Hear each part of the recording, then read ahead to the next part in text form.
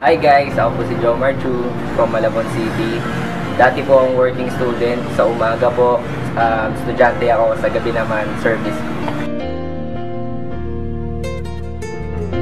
Yun, ordinaryong buhay lang yung pamilya namin. Dalawa po kami magkakapatid. Tapos, syempre, lumalaki na. Dumadating yung time na nagiging pabigat ka na talaga. So, hindi ko naman sila masisisi kasi pabigat naman talaga. That's why I decided to become a Jollibee crew. Yun, tapos naging Jollibee crew ako. Ako yung nagmamap, ako yung nagpupulas ng mesa, ako yung naglilinis sa CR. Hirap kasi hindi naman ako sanay sa ganong buhay. Tapos, pinagsasabay ko yung pag-aaral ko. Umagang-umaga, may dala akong uniform ng Jollibee. Pumunta ako ng Divisoria. Tapos, yun, awa ng Diyos, under graduation ako. This journey starts with a little prayer. Sabi ko, Lord, bigyan mo naman ako ng opportunity na kaya mabago yung buhay ko at yung buhay ng pamilya ko. Kahit gaano kahirap yan, kakayanin ko. Yun, nakita ko yung negosyo, sabi ko sa sarili ko, parang hindi ko talaga kakayanin. Tapos, minotivate ko na ng sarili ko na hindi madaling yumaman, pero mas mahirap maghirap.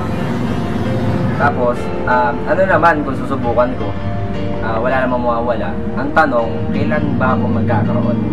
Kasi tumatanda na ako. Dito ko nalaman na yung pagdarasal pala, sinasabayan siya ng action. Ako, sabi sa akin ng mentor ko, training ka lang daw ng training.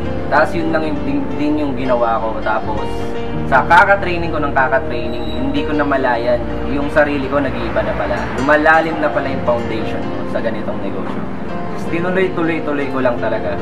Hanggang sa may mga naniwala na sa akin, naka-attract na ako ng taong gusto nila yung negosyo. Tapos tuloy-tuloy lang talaga. Ano natutunan ko lang kung gusto mo talaga may mangyari, huwag kang magkukwit, huwag kang hihinto. Dapat kahit sobrang nahihirapan ka na, ituloy mo pa rin kahit gaano kahirap talaga. Huwag kang magkukwit. Don't give up. Never give up on your dreams. Pangarap mo yan Yun, dire-diretso ko, sobrang na-excite ako sa mga nangyayari sa akin kasi nakapunta ako ng Pagudpod, nakapunta ako ng Vigan, ng Ilocos Norte, ng Baguio, ng Camarines Sur, Caramoan, Capiz, Cebu. Ito yung ultimate goal ko, yung makapunta ako sa ibang bansa 2 beses na po ako nakapunta ng Singapore, tapos 1 beses sa Malaysia. Tapos dito ko na-experience kumita ng 100,000 isang buwan dahil sa Alliance in Motion Global. Tapos this year alone, ang goal ko, pumunta ng Japan, pumunta ng Cambodia, tsaka ng Indonesia. Tapos this year alone, 2 sa downline ko na po yung maglalabas ng sasakyan. Tapos by next year, I'm sure na papasok ako sa top 40 ng AIM Global. Tapos dito ako na-excite kasi kakatuloy-tuloy ko, kakakain ko ng rejection, kakadiscourage sa akin ng mga kaibigan ko, lahat-lahat.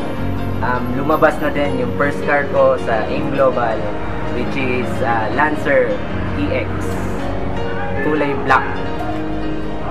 Panoorin nyo to.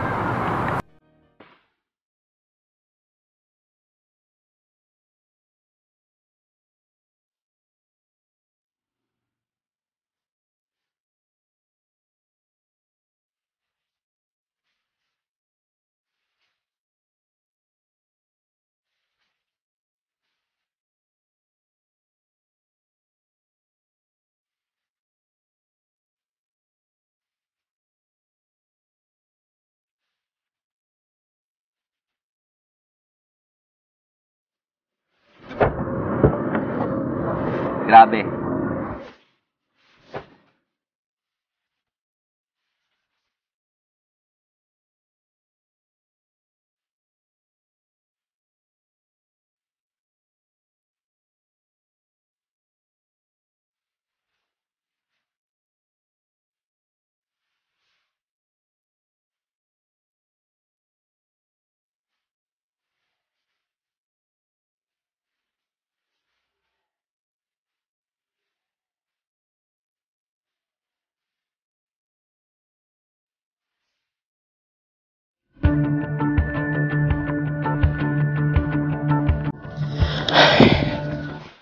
Dami nating katanungan sa buhay.